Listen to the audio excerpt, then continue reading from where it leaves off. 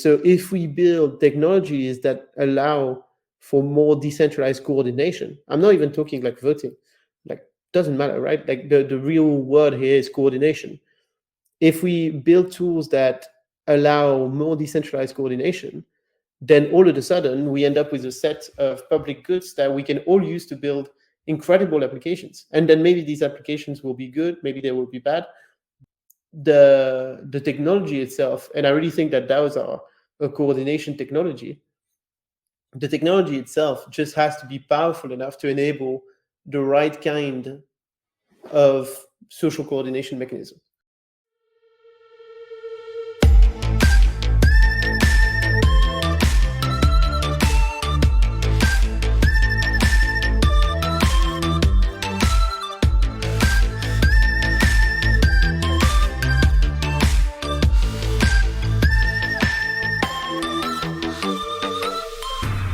Welcome to the Deus Ex DAO podcast.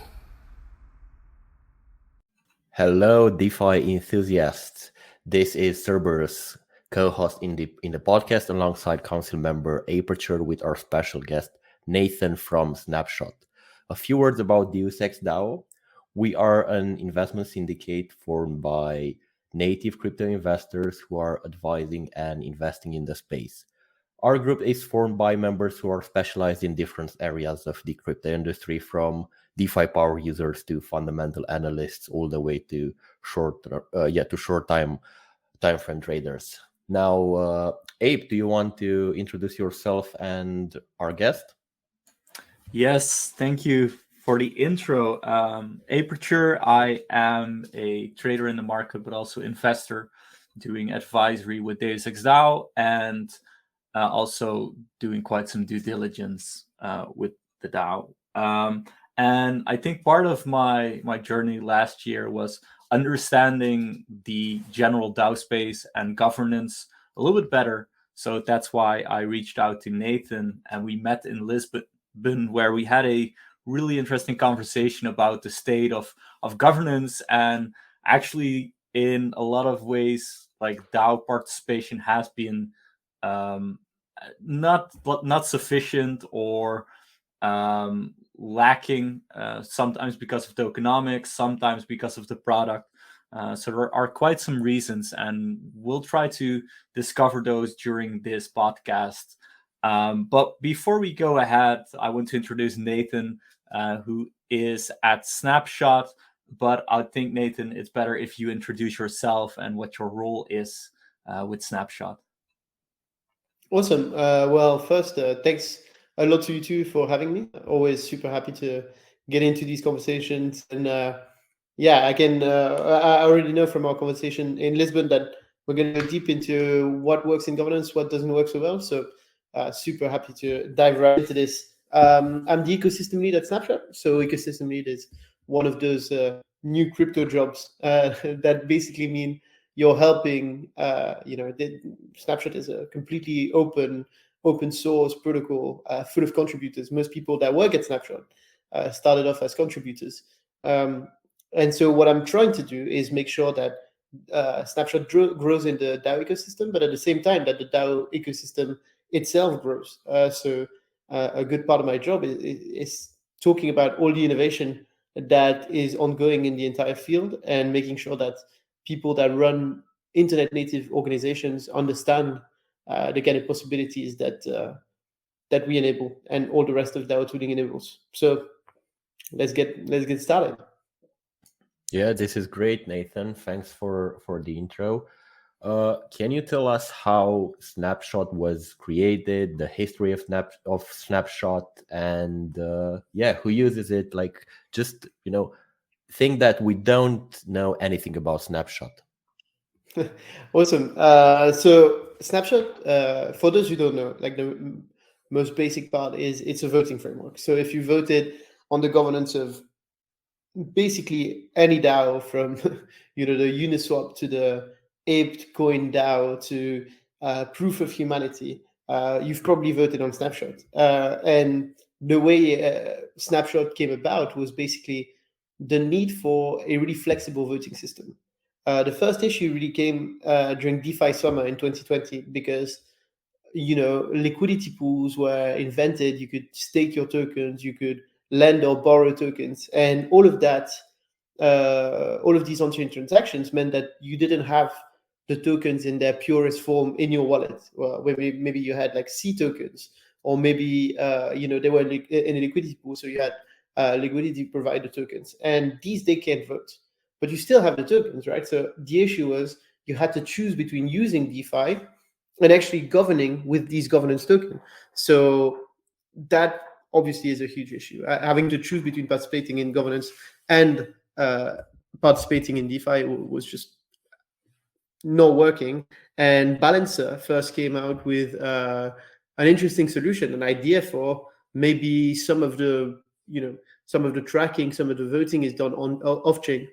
And Fabian, my boss and the founder of Snapshot, was working at Balancer at that time, and he ended up making a prototype of what Snapshot is today.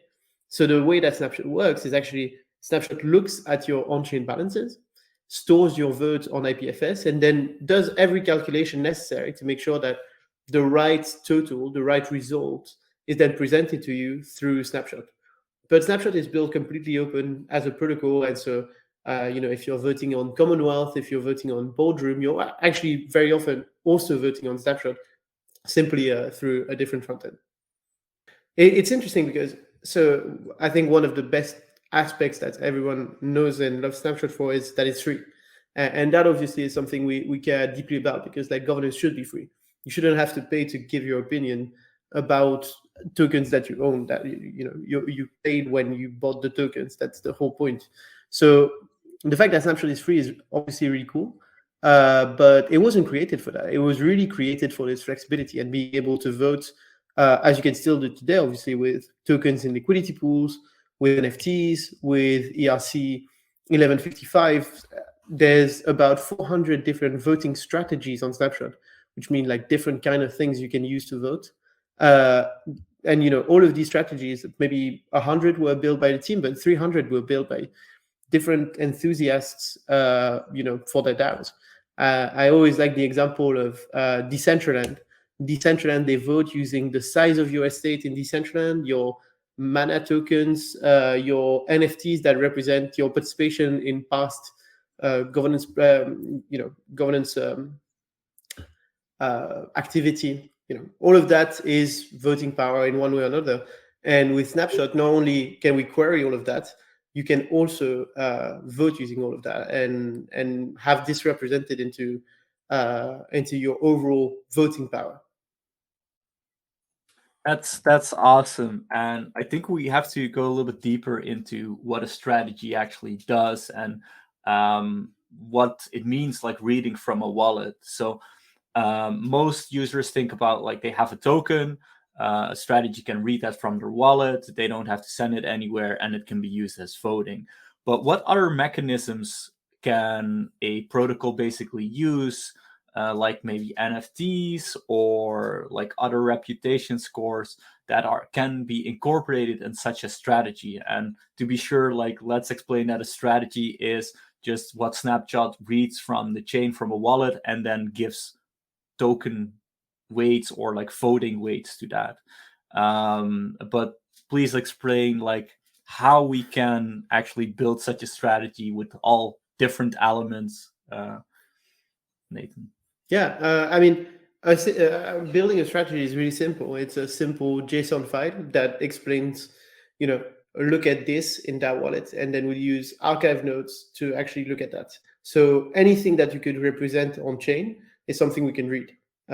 Even a contract, for example, you could have a Snapshot strategy that calls a contract and asks the contract, how many times has that person transacted using my decentralized exchange? And maybe that's your voting power, the amount of transactions that you've done with the exchange. Maybe it's calling on an NFT. Maybe it's actually calling on a certain trait on an NFT. You could say, well, I'm going to make a DAO for all CryptoPunks that have a beanie.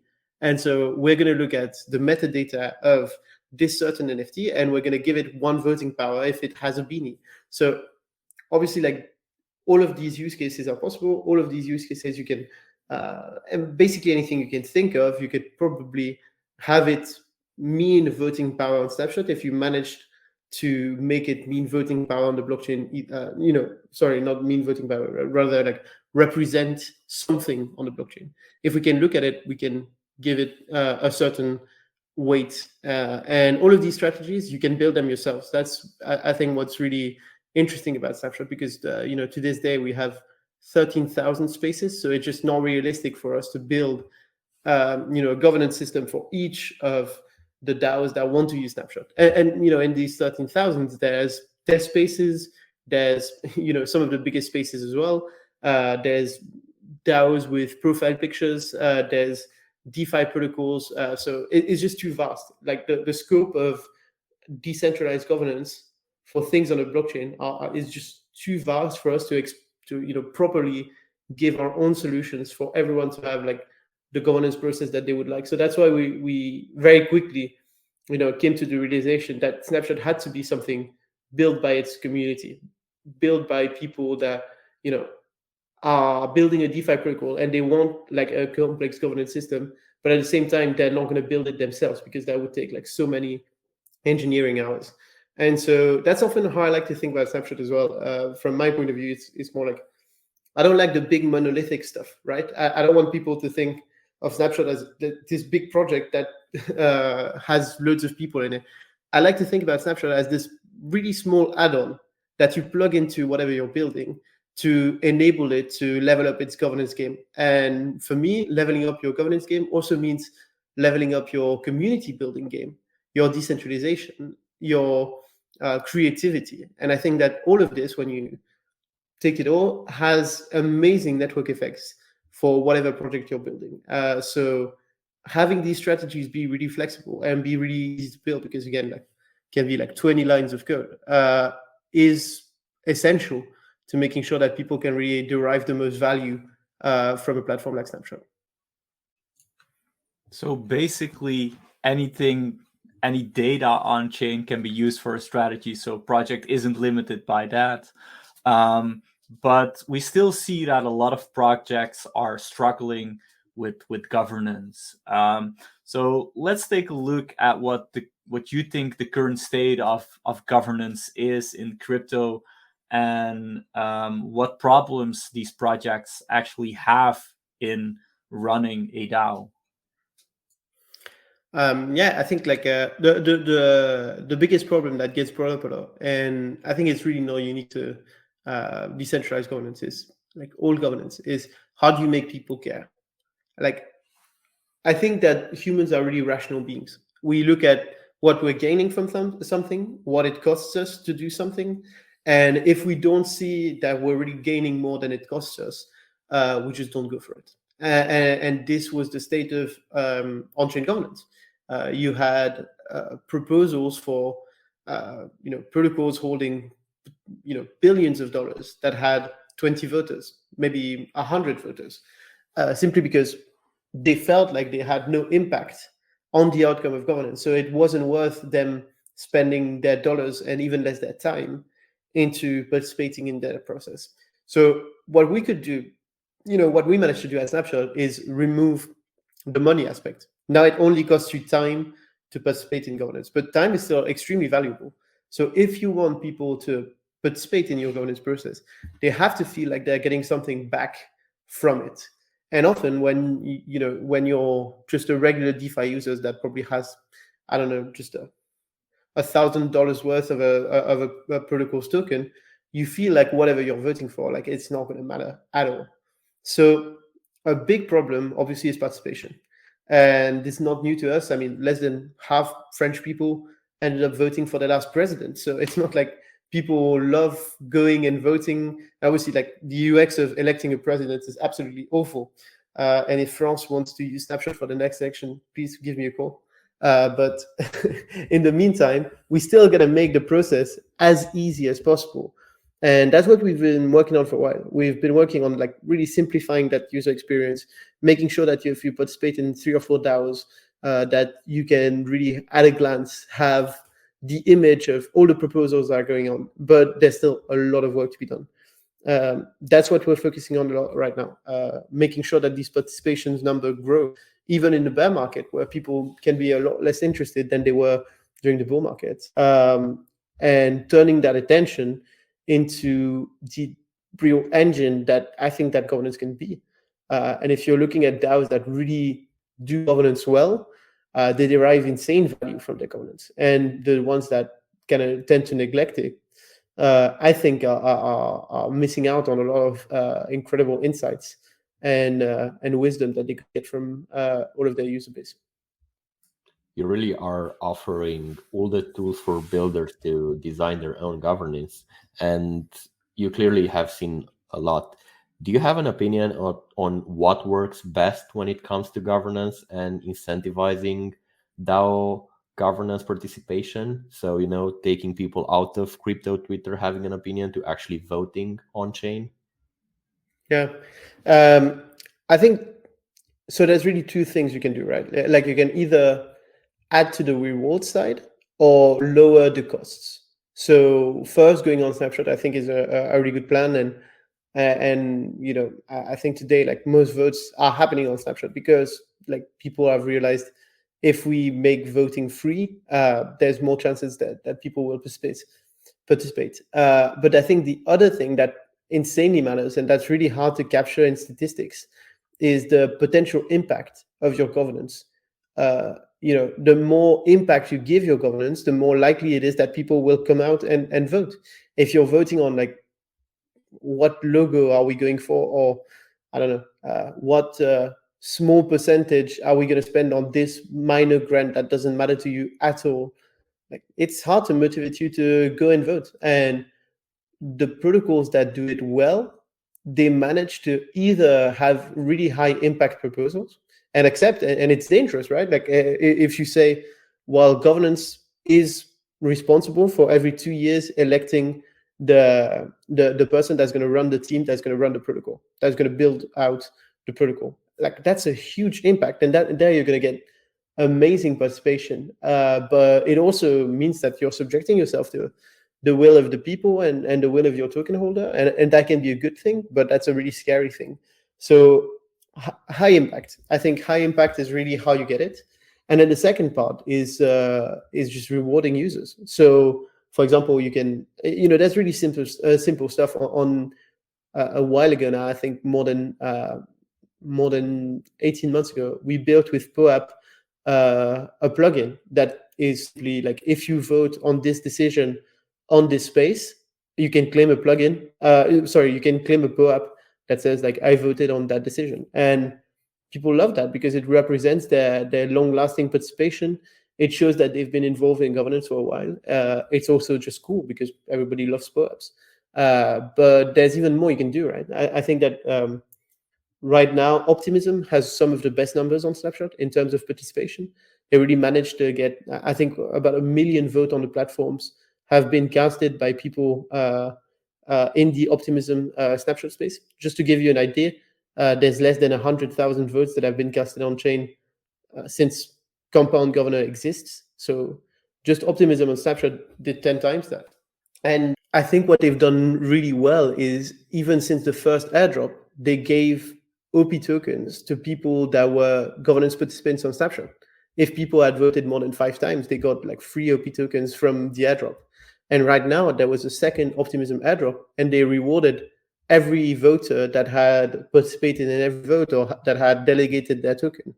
And I think by rewarding good governance behavior, you can really quickly create this culture of, okay, I'm going to participate. It's worth it. I'm gonna look into what's necessary, and I'm gonna do the work to continue receiving support from the Optimism Foundation. And the people that don't do it get diluted over time by the people that do it. So I think that's really positive.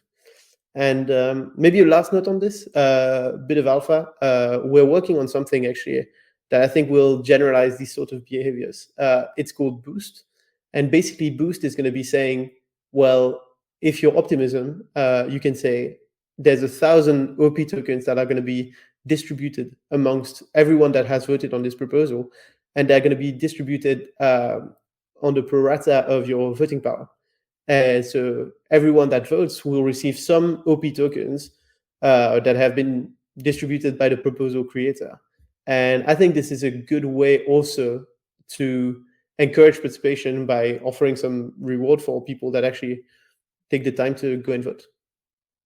This is great. Thank you. And coming back to your first point, really happy to hear that about that. Not everything should be, a on snapshot and, small decisions, because you won't get any governance participation.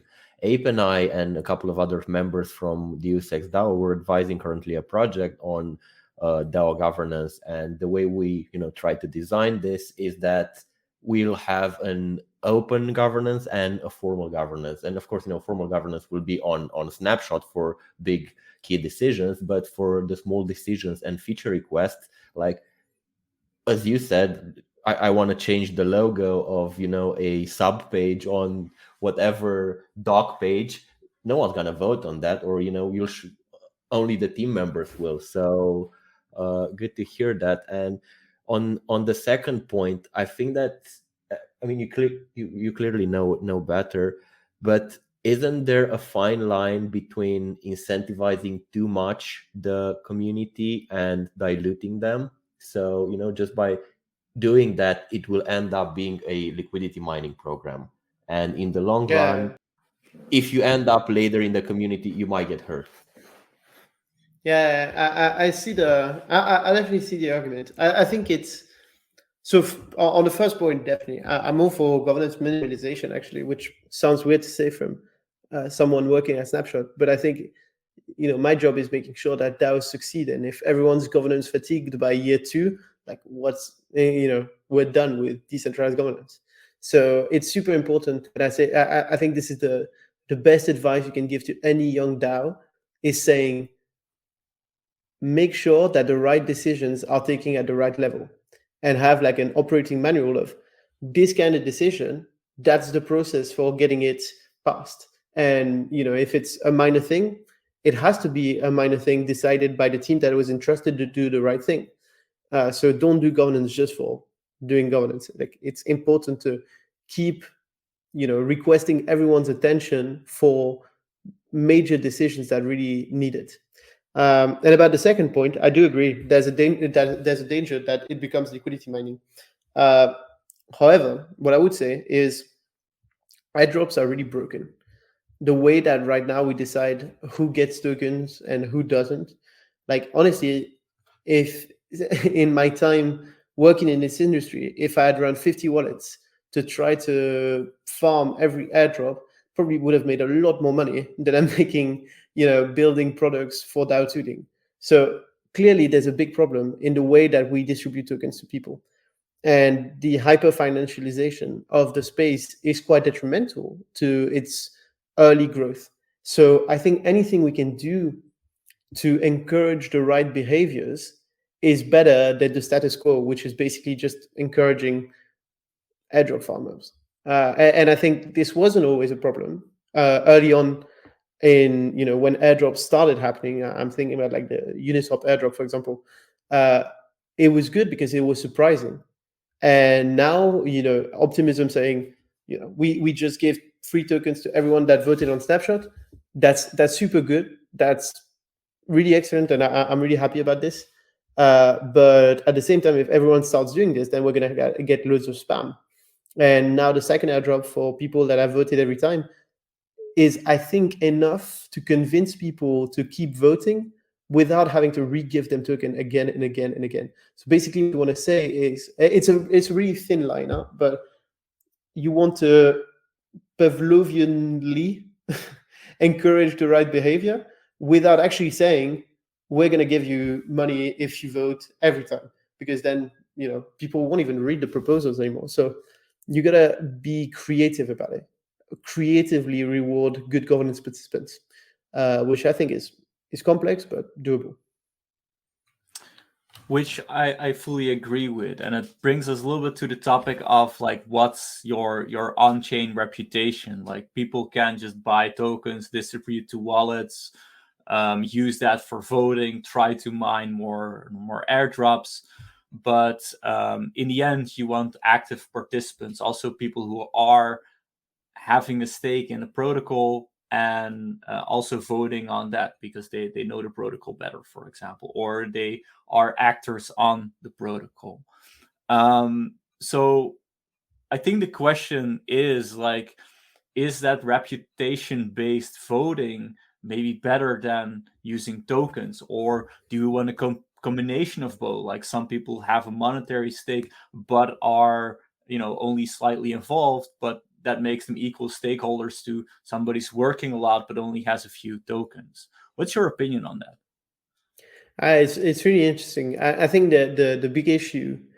So obviously, like there has been a big movement against one token, one vote, which, in my mind, I definitely agree with. I have to say that there's a huge issue with builders being underrepresented against investors.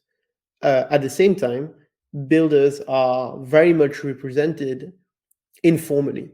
So what do I mean by that? I think that reputation has been a big topic of DAO tuning, and a lot of people are building reputation tools. But the best way to do reputation already exists.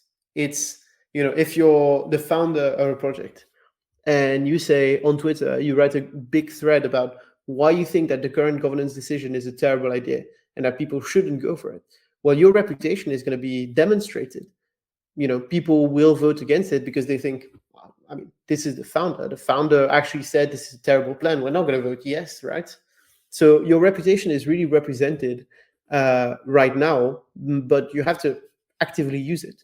And what's really interesting is that if you start doing this every time, let's think about like the founder of MakerDAO, for example, who's really vocal on many decisions in MakerDAO governance.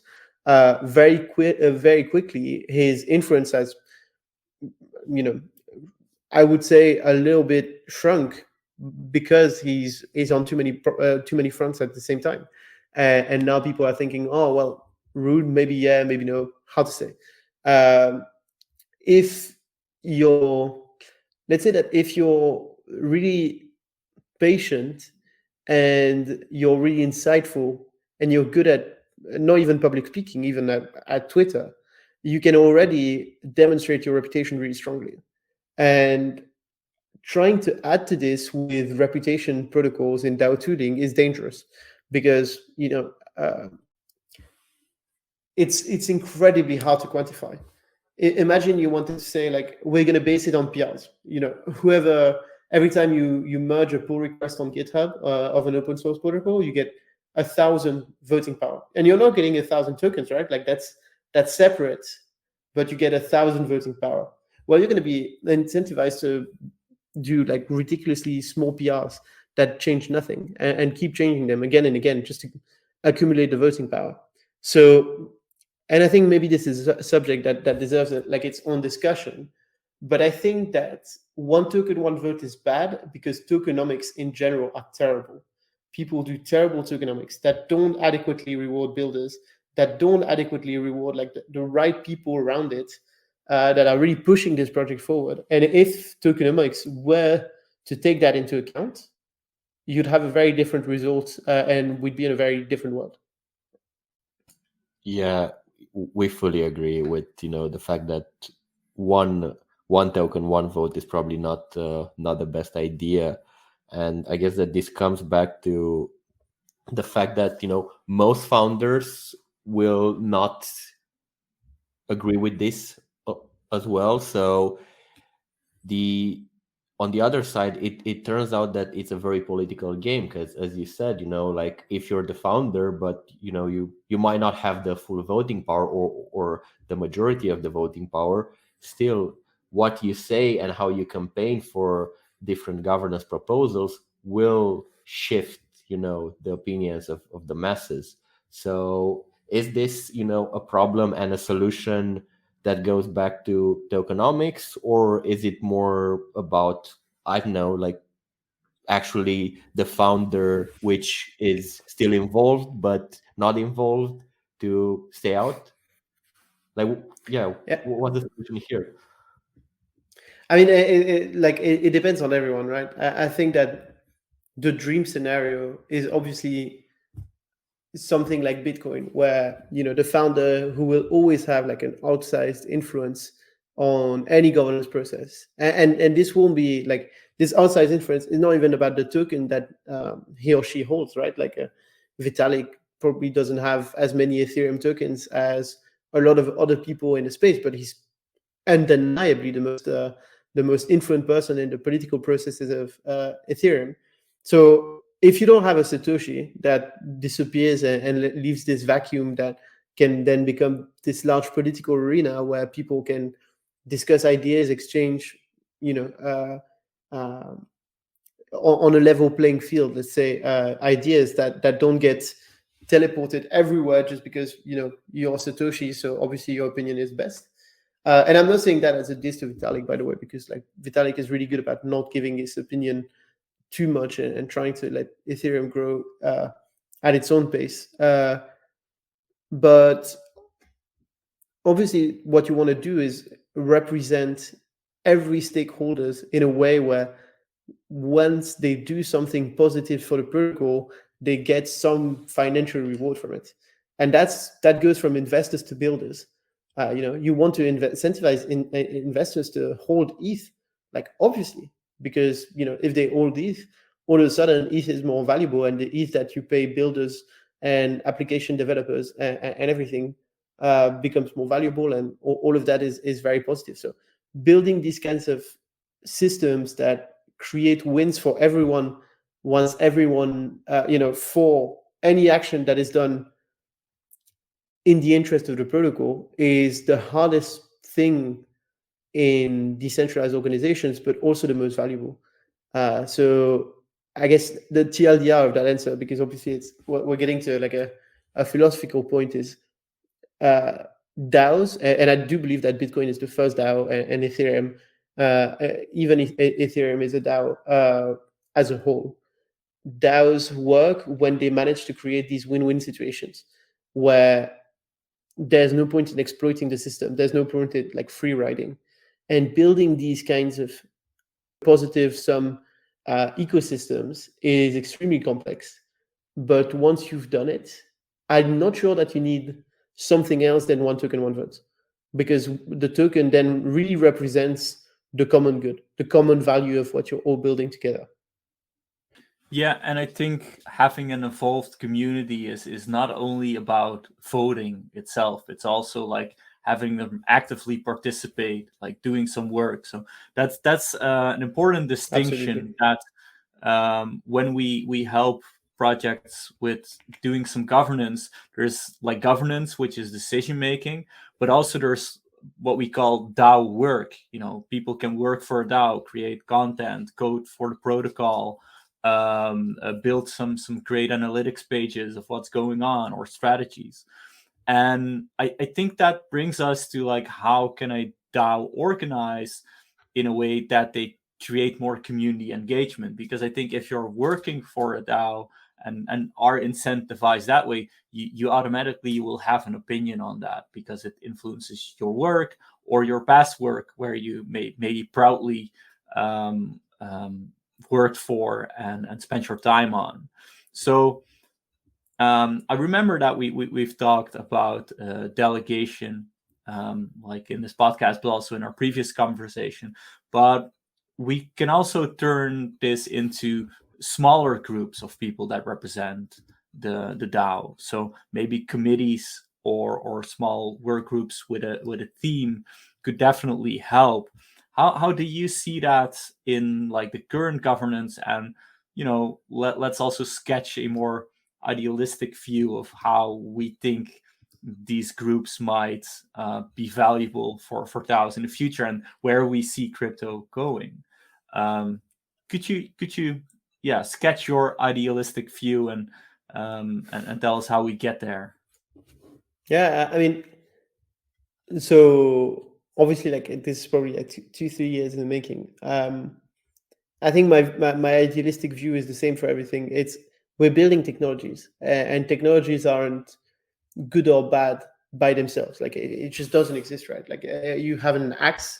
If you use the axe to cut logs of wood to make fire, it's definitely a great tool. if you use the axe to cut off your neighbor's head, that's not a great tool. So, I think the ethical value of whatever you're building when you're building technology and software as a whole is really linked to the use that you make of it. So we got to remember that DAOs, blockchains, all of that, they're tools, and we want to make them as easy as possible to be used for whatever we believe is good, but not really put that kind of ethical value onto it before it's actually used for it. So what I mean by that is my idea. I think that everything is in crypto. Everything in the world is a DAO, from your chess club to your blockchain to whatever. It's an organization that has some amount of power distributed amongst some amount of people. And whatever we're building in DAO tooling is basically saying, well, until here, it was really hard to make decentralized decision-making work because it's really hard to ask everyone their opinion, start counting the votes of everyone. Like it's pretty bad UX. So centralized decision-making won not because I think it's better. I think it's actually worse centralized decision than listening to everyone, and especially listening to people close to the issue. I think that's definitely better, but it was just really hard. And so if we build technologies that allow for more decentralized coordination, I'm not even talking like voting, like doesn't matter, right? Like the real word here is coordination. If we build tools that allow more decentralized coordination, then all of a sudden we end up with a set of public goods that we can all use to build incredible applications. And then maybe these applications will be good, maybe they will be bad. The technology itself, and I really think that DAOs are a coordination technology. The technology itself just has to be powerful enough to enable the right kind of social coordination mechanism. So what I hope for the future is every company in the world, not just like Web3 native companies, I'm talking like from Nike to Unilever to whatever, starting to use these tools, the tools that we're building today, whether they're blockchains or their decentralized voting system, they're using them to decentralize the decision-making in their organizations. And that everyone from, I would like to participate in my city's decision-making. I would really love that, actually. And I've never made the time for it. And I'm a very politically minded individual, and I never made the time for it because the UX is terrible. So if we make UX better, if we actually give a voice to people to participate in the organizations that they care about, I think we can see awesome progress in terms of social coordination that starts rewarding the right thing. So yeah, I think that's how I think about it. Yeah, agree. And it's very interesting because in crypto, it's always a combination of, economic incentives and the people that are just so enthusiastic about a project and they're willing to give their time without any expectation. And I've seen this, on many occasions, and it's a nice thing to see. People are just, staying in a Discord, trying to participate, even though there is no token or without the expectation of a token. And I think that those are the people that, should be those delegates or that should be incentivized one way or another in the long term. But going further, how do you see the future of decentralized decision making evolving? And on top of that, what role do you think Snapshot will play in this ecosystem going forward? Now that TradFi is coming into crypto and it's all gonna be a CDFi. Do you think that Snapshot will play a role in there, or it's gonna be very DeFi native at the end of the day? Yeah, I mean, interesting question, right? Like, I think that even if TradFi ends up coming into crypto and the way that they do things is now more transparent, more public, and they become more accountable, we've already won, right? Like, I don't think Snapshot is sadly going to save the world of all that is bad and all that is evil giant corporations. I think, if anything, the transparency is the Trojan horse, right? If we see TradFi coming onto blockchain solutions, all of a sudden we know everything. We're going to have Dune dashboards live representing the fall of Credit Suisse, and that's just going to be really exciting. And if depositors start voting on the next steps and things like that, that could be really interesting. In general, I think the future is not really about everyone voting on everything all the time. I think it's about having a voting UX that makes sense, having rules that are clear and transparent, and seeing your impact directly. So what I'm hoping is that for the future of my city, I won't have to vote on every single little thing, but we'll have some form of like liquid delegation where I can choose, well, I trust this person to make the right decisions for me. And if all of a sudden I decide that this person is truly going against my interest, well, I can delegate my voting power to somebody different. And maybe I'm delegating, on ecological questions, I'm delegating my voting power to the Greens, but on economical question, I'm dedicating my voting power to the right. All of this could be much more transparent, much more liquid, and much more. I struggle to say this word because I really don't want it to be in the wrong way, right? But entertaining. I want to be able to directly impact, to get involved into the governance of my communities and the organizations that I care about. And that's why I'm scared about entertaining, because it's not really about like just having fun with it mindlessly. It's rather about like feeling and thinking that I can impact things directly. I think it's really tough for modern democracies that we can only vote every 4 or 5 years, something like that. And then we vote, do you want the old guy with a blue tie, or do you want the old guy with a green tie or red tie? Like, that's just kind of ridiculous. And I feel if we, and when I say we, I mean Snapshot, but also like the whole DAO tooling ecosystem, if we push things forwards in a way, it's to stop this huge disintermediation between the voters and the decision making.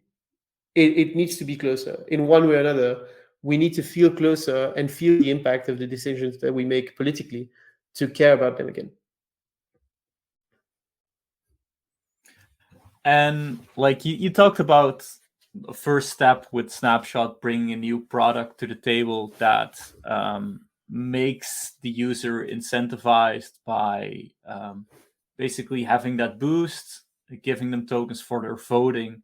Are there like any other new features or like secret alpha you can bring that that Snapshot is building and projects actually might be interested in the next few months to make that user more important and actually have more impact on their protocol? I think something that we kind of identify to be problematic is that, sadly, so DAOs sound awesome, but then all of a sudden you're not getting paid at the end of the month and you don't know who to protest to, and it just was unclear, and there was no real, you never had a contract, and all of a sudden like all of this gets mixed up, and you feel like working at DAO is absolute hell.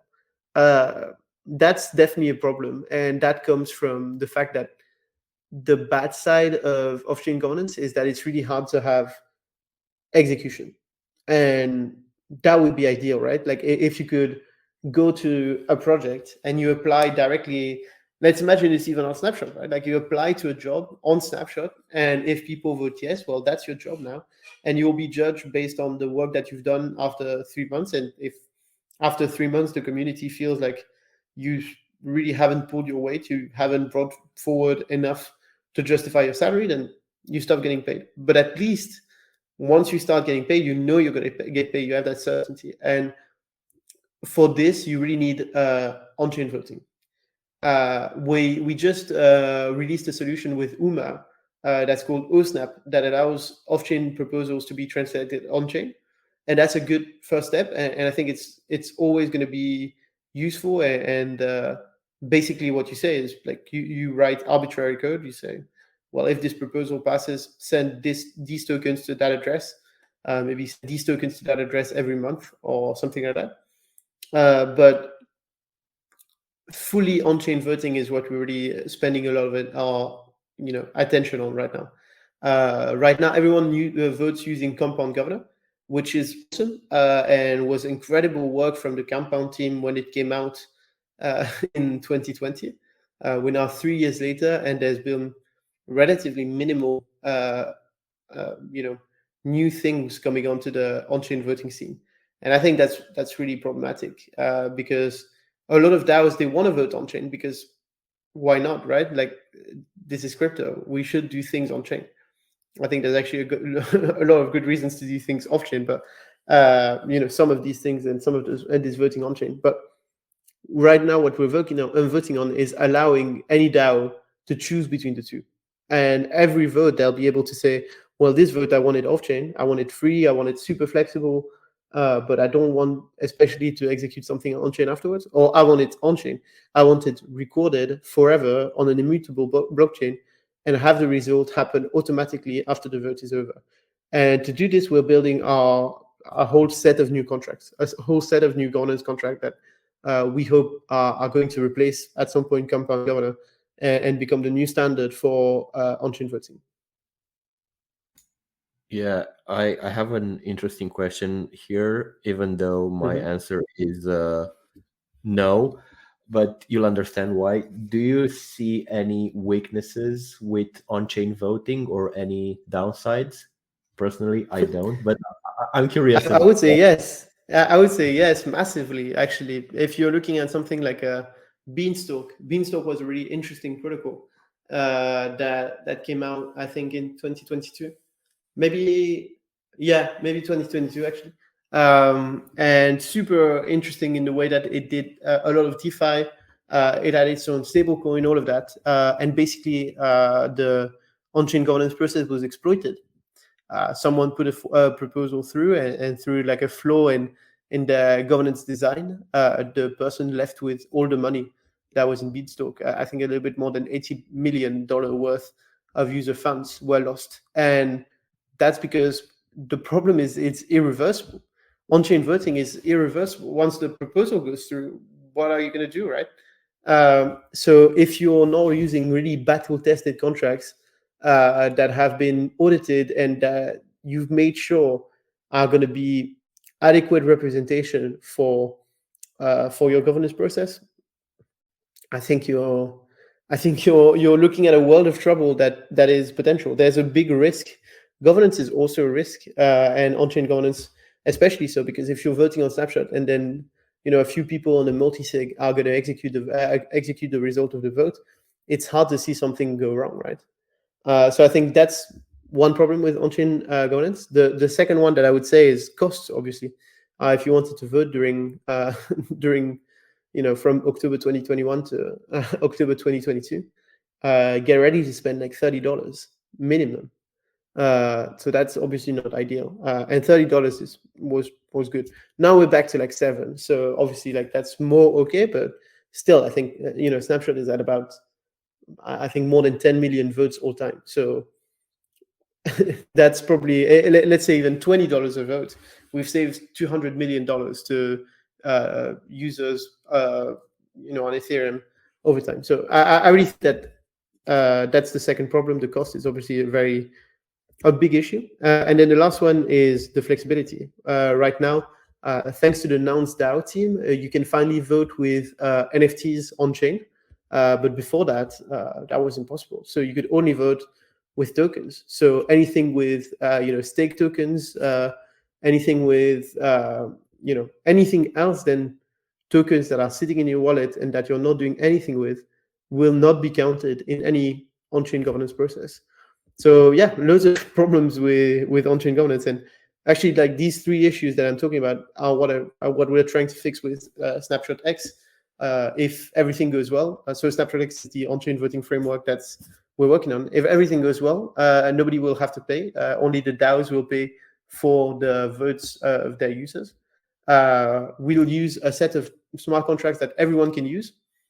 So obviously, like auditing them massively on our side before we release them, But the best test is obviously like having a governance contract that has been around for a year, used by hundreds of DAOs, that has never had a problem. That's how you really know, well, this is solid. And we're adding a lot more flexibility. Basically, we're going to add like cross-chain governance, NFT voting, all of these different things that we've used for a long time now on Snapshot. We're trying to add them to the on-chain voting framework. Obviously, it's difficult, right? Like it's taking time. The first time I spoke about Snapshot X was November 2021. So it's been a while now, but I think we should expect in the next 2-3 months. Yeah, and we've been mostly talking about Snapshot as having a suite of good products, but since you're also deeply into the other DAO tooling, I think you might have an opinion about like what other tools DAOs should use to incentivize their users or increase the engagement. Do you have a few examples that DAOs now, that want to increase that engagement can use? Yeah, absolutely. I think so obviously, like I think the meme of the DAO starter pack is a Snapshot space and a Gnosis safe. Now it's just safe.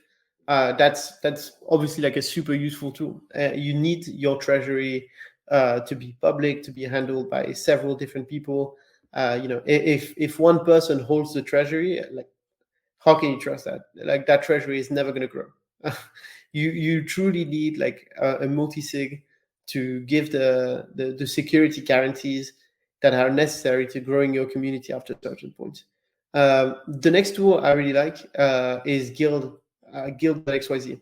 I think it's an amazing tool because basically what it does, it makes me think a lot of Snapshot, because a lot of the architecture is also off-chain, so it's free to use, and it brings like, it's part of these products that I love because they're bringing value on day one.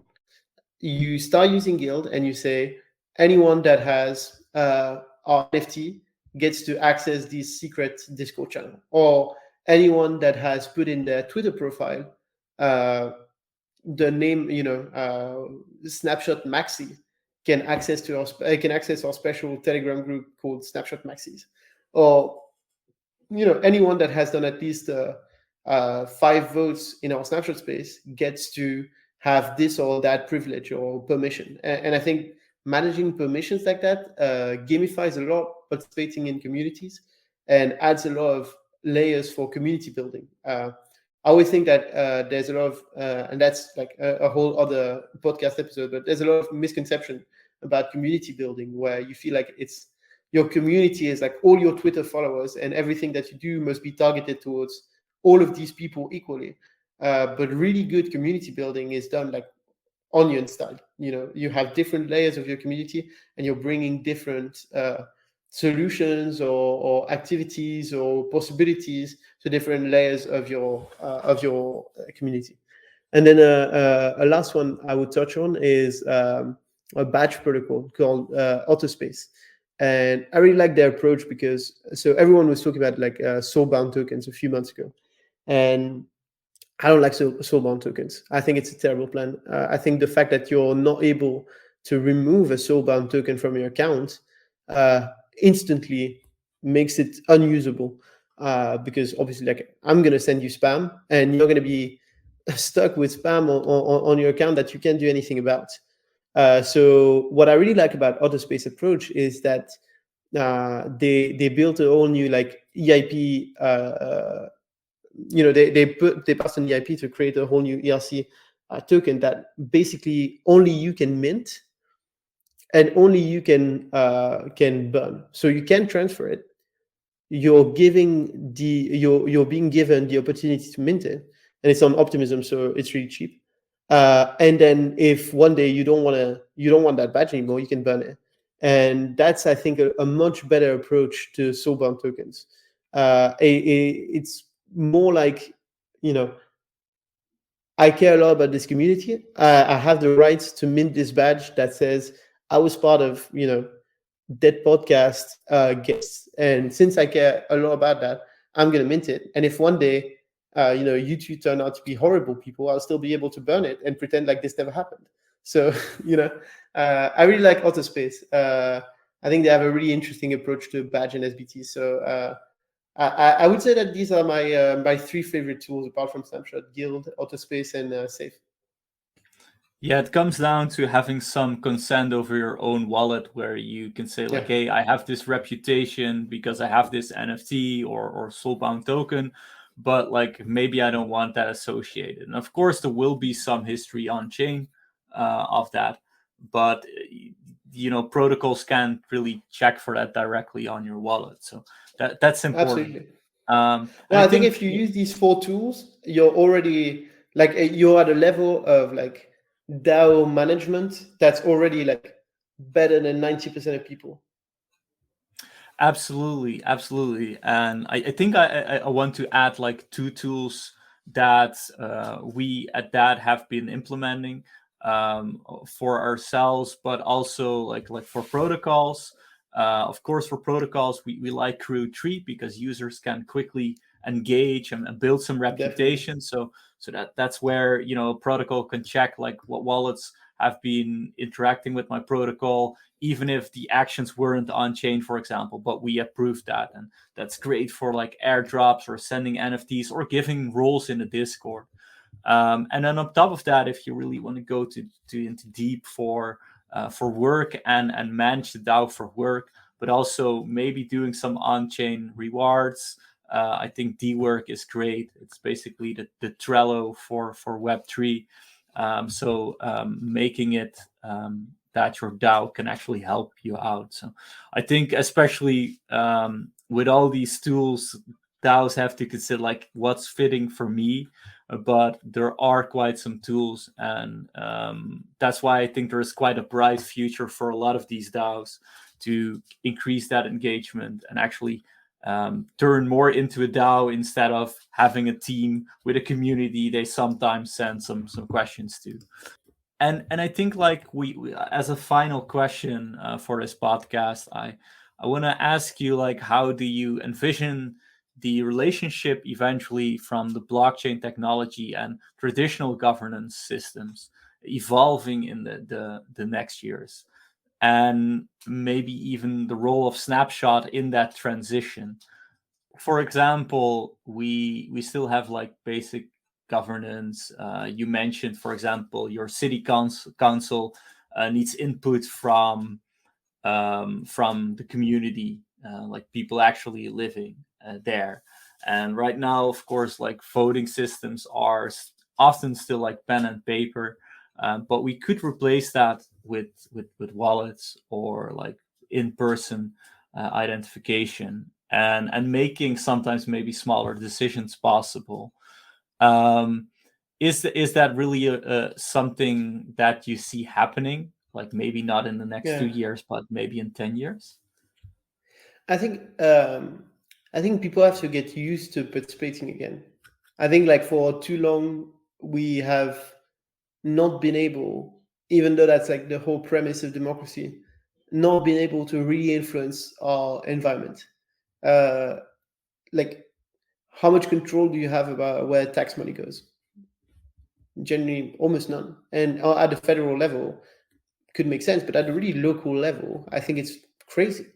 I think, and I always I always worked around like democracy. Even before I joined Snapshot, I was working in academia around like the impact of new technologies on democracy, and I was really thinking as much as I could around like what explains that we've stopped cooperating together in big cities.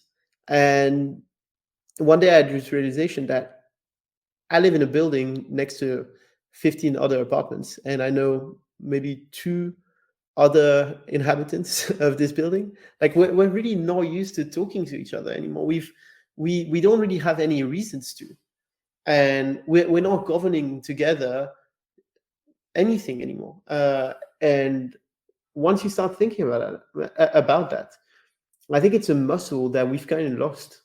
And it's okay because like the muscle is still there. We can still like retrain it. But the community building of modern democracies has been truly terrifically bad. And like nobody trusts in governments anymore. We don't even trust banks anymore. We don't trust anything. We're here stuck like feeling like we have no impact on the world and being frustrated by not being able to do anything about it. And once we start seeing, oh, well, actually, I participate in my favorite DAO about, buying the Constitution or, creating a city somewhere in Wyoming, we're like, okay, so this actually works. I can talk to other people, and it's actually like a worthwhile social experience to govern public goods with other people. And once that happens, we're going to extrapolate that to the real world. But to do this meaningfully, there's massive improvements that have to be made in terms of like UX in general of using a DAO. And that's UX of using crypto. I don't know by what magic not everyone is still using, not everyone is using like smart contract wallets that allow for like username password. But one of these days, I think the version of Snapshot that I think can change a lot of things about the way that we exist together, it's like username password. You don't need any gas. You don't need to pay anything. All of your decisions are made on the basis of your like a ZK proof of your identity, and that's what gives you voting power in your local community. Or maybe it's like an NFT that represents your participation to this conference that you go to every year, or this chess club that you've given like loads of years of your life organizing and participating in. And once that happens, once we actually can represent that easily, then you can vote in your chess club using this, and you can vote in your local community. But these UX improvements they're just really slow to happen. I think they're going to be there, right? Like we're building ourselves on Starknet. We're incredibly bullish on zero knowledge rollups. It's going to happen. It just takes time. And while this, as long as this isn't happening, as long as we don't get that easier onboarding experience into Web3, people will still keep thinking about Web3 as like a thing for geeks or for rich white dudes that have loads of money and don't mind paying $20 to do anything. I just tried like the new DAO solution from Aragon. Lovely. I really love it. But just creating my DAO and playing around with it, adding a few other admins, creating a Gnosis safe link to it. All in all, I had like $200 worth of fees. Like, who's going to pay that? That's the most expensive software. Nobody's going to pay that. Yeah, this is great. Like, you've shared so much wisdom with us, and it started as a very kind of technical discussion from tokenomics and how to structure a DAO to a more philosophical approach on how governance in general should be done in not only on chain but also in TradFi and in actual communities. So thank you for that. We will clearly take note of everything and incorporate in our knowledge and how we advise other people in the space, and actually not only in the space but people that are trying to engage with this kind of governance, which in my opinion it does work, and it's a big step versus just going to a booth and voting once a year or every 4 years. Well, it was a real pleasure to be on. It was super interesting for me too. Thank you for coming. Can you tell us where people can reach out to you, where people can reach out to Snapshot, how they can upload anything on Snapshot, like yeah, definitely. So for me, I'm Nathan VDH0X on Twitter, and Snapshot is Snapshot Labs on Twitter. So feel free to follow us for updates about what we're building. And if you want to like create a space on Snapshot, everything is free. So just go to the website snapshot.org and start your own organization there. It's completely free to use, so makes total sense to do it in my view.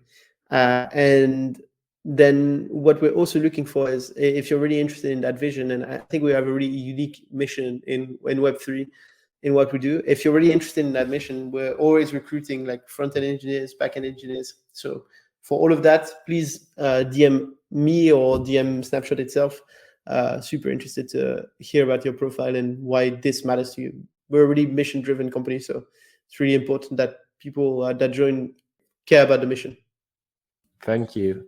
So this is it, guys. Give Nathan and Snapshot a follow on Twitter. Also, don't forget to subscribe to our YouTube channel and follow us on Twitter for more research and more CT threads.